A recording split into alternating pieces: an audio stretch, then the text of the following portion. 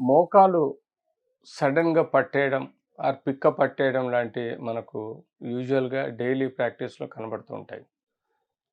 ఇదొక voluntary are involuntary catch వలన నిద్రలో గానీ, లేకపోతే యూజువల్‌గా స్పోర్ట్స్ యాక్టివిటీస్‌లో గానీ ఆర్ ఎనీ అదర్ యాక్టివిటీస్‌లో ట్రివియల్ ఇంజ్యూరీస్ వలన మనకు సడెన్‌గా కాఫ్ మజిల్ పట్టేయడం, మోకాలుకు రేడియేటింగ్ పెయిన్ రావడం లాంటి సమస్య గానీ, నడిచేటప్పుడు ఎప్పుడైతే మనకు నీ జాయింట్ లాక్ అయ్యి పెయినొస్తుందో సడెన్‌గా, అలాంటివి అంటే లూజ్ బాడీసు నీ జాయింట్‌లో ఉండటం వల్ల గానీ మనకు ఇలాంటి సమస్యలొస్తాయి.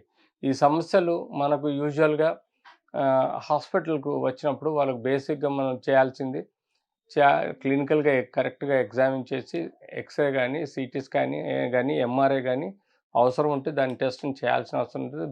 బేసిక్‌గా పొటాషియం, కాల్షియం అలాగే మినరల్స్ అన్నీ సక్రమంగా ఉన్నాయా లేదా టెస్ట్ చేసుకోవడం.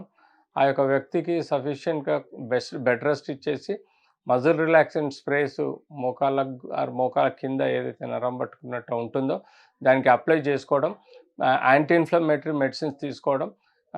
X ray, CT, MRI if necessary అంటే ఎక్స్‌రే బేసిక్‌గా ఒక బోన్ ఇరిటేట్ అయిందంటే అది స్ట్రెయిటన్ కావచ్చు, లేకపోతే ఇంకే రూపంలో ఉండొచ్చు. అలా ఆ రూపాన్ని కనిపెట్టే విధంగా మనం డాక్టర్ చూసుకోవడం. ఇలాంటి ఎన్నో ప్రాపర్ క్లినికల్ డయాగ్నోసిస్, ఎక్స్‌రే, సీటీలు చేస్తే ఇలాంటి ప్రాబ్లమ్స్ వస్తాయా, రైజ్ అయితాయా అనేది మనం చూసుకోవాలి.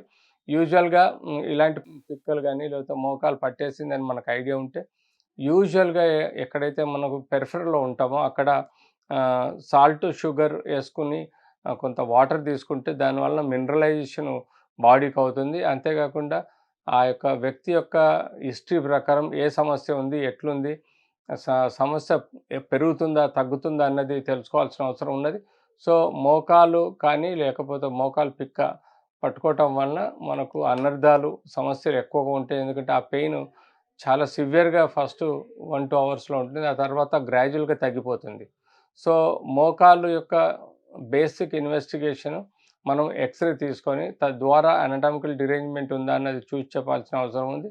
సో, దాంతోడు మనం రోజు ఆ వ్యక్తికి ఫిజియోథెరపీ ఇచ్చి కొంత మజిల్ రిలాక్సెంట్ చేసి మజిల్ రిలాక్స్ అయ్యే విధంగా ఫిజియోథెరపీ చేయగలిగితే ఆ యొక్క స్పాజమ్ గానీ, ఇన్‌ఫ్లమేషన్ గానీ ఆటోమేటిక్‌గా తగ్గుతుంది. బేసిక్ మెడిసిన్స్ లైక్ మయోరైడ్ అంటే మజిల్ రిలాక్సెంట్ విత్ డైక్లోఫెనాక్ గానీ, లేకపోతే గొలుసు ఏదైతే ఉంటుందో, సో, ఆ యొక్క మజిల్ రిలాక్సెంట్ ఇవ్వాల్సిన అవసరం ఉంది. సో దట్ మజిల్ రిలాక్సెంట్ ఇవ్వటం వల్ల కూడా వాళ్ళకి పెయిన్ రిలీవింగ్ గ్రాడ్యుయల్‌గా వస్తుంది. వీలైనంత వరకు ఫిజియోథెరపీలో ఆ మజిల్స్ క్యాచ్ గాని, మజిల్ స్టిఫ్‌నెస్ గాని తగ్గించే ప్రయత్నం చేస్తే తప్పనిసరిగా ఈ యొక్క పిక్క పట్టుకోవడమో, మోకాలు సడెన్‌గా పట్టుకోవడం అనే పెయిన్‌ని మనం తగ్గించే ఆస్కారం కూడా ఉంటుంది.